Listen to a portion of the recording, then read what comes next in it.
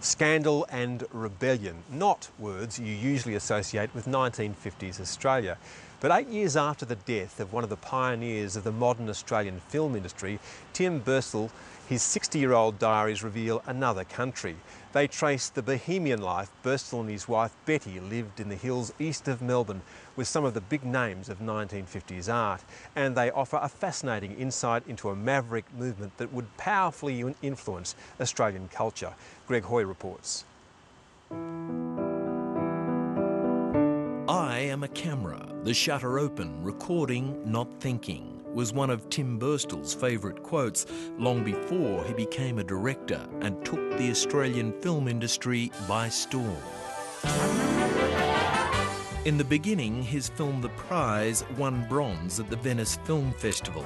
In the end, Tim Burstall made 15 feature films, launching many great Australian acting careers, plus 35 short films and various TV series. He was the one that demonstrated that we could have a viable film industry. He was the first person to make a film that returned its money. Indeed, the making of the filmmaker himself is as classic and compelling an Australian story as any of his tall tales on the screen, as detailed in his long-forgotten daily diaries, written and abandoned in the 50s, but only recently released for publication by Burstall's wife, Betty. And he thought about giving them to someone to publish, but he didn't do it.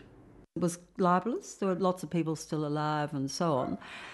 And Tim reflected on this for several weeks, and we tried to think of ways that maybe you could publish without real names, and none of that interested us, and he didn't want that. And he finally withdrew it, saying he thought it was too hot to handle. But he's as hard on himself as he is on other people, which I think is, which says something about the man. I didn't read them at that time at all. And I think they're very interesting. They're very fascinating. Betty Burstall is now 86 and shares her home with her fearless watchdog, Buddy. The Burstalls was a torrid romance. As students in the late 40s at Melbourne University, Betty Rogers first fell pregnant to Tim, who, having rejected his English parents' decree that he become an engineer like his father, was disowned and made a ward of the state by his family. We went to England and tried to placate them. Yeah, do something. Not that we were very effective.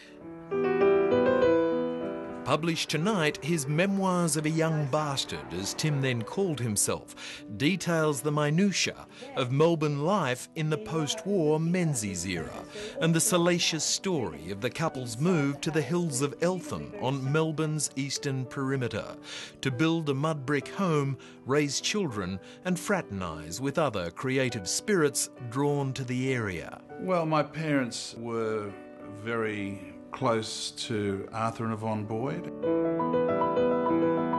The Burstalls, the Boyds, the Percivals, it was a glamorous group and many would become famous. And the Burstalls was no ordinary suburban marriage. They all had enormously much to do with each other. Sexually, socially, had terrible fights, blah, blah, went to the same parties. There are a few other, extramarital type stuff, situations, but not an enormous number. I think my parents were sort of idealistic in, trying to conduct an open marriage, and sometimes it was successful and sometimes it wasn't. The philosophy was, if you followed your lusts, but if you fell in love, you were an absolute mug. This portrait of Betty was painted by the great Arthur Boyd, and this of the couple by the great John Percival, while he and Betty were having an affair.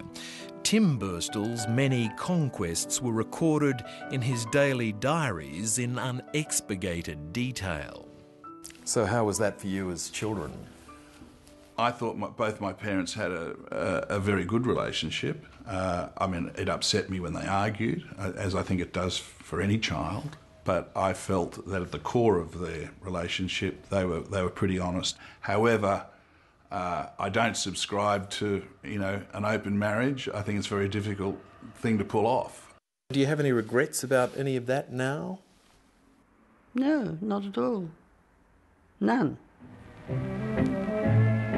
On the fringe stood Montsalvat, Australia's first artist colony. It had long been a bohemian hub in Eltham and a cauldron for Australian art. Many friends of the Burstalls, Clifton Pugh, Sidney Nolan, Charles Blackman, Albert Tucker, Barry Humphries, would frequent the table at Montsalvat. Tim called them arties and intellectuals and progressives. They were all very political.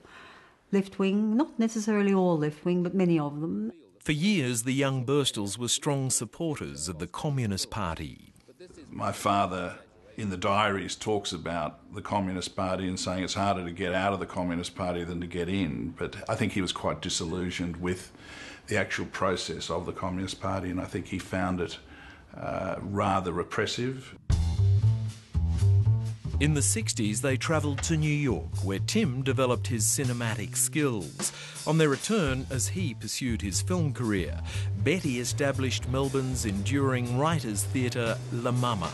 But the marriage drifted further apart. Betty went off and lived in Greece for a while. My mother did go off and have a long affair with somebody. My father remarried. He divorced. In the 1980s, and living alone, Tim Burstall was diagnosed with cancer, and who should come back to nurse him but Betty? Love. They loved each other, that's all. That's what any of their friends would say. They never stopped loving each other. I thought he was highly intelligent, very interesting. He had a very interesting life. I thought the life we lived together was very nice. I liked it. They're obviously soulmates. And I think they loved each other very deeply. She misses him, I miss him, we all miss him. I read her the hard bits of the diaries. There were lots of tough bits, really tough, and I'd read it to her and her face would light up. And it wasn't because of the material, it was because it sounded like Tim. They conjure him up, you know? That's what diaries can do, I think. There would appear to be some eerie echoes of the 1950s Melbourne arts community in the Health Services Union. Greg Hoy with that report.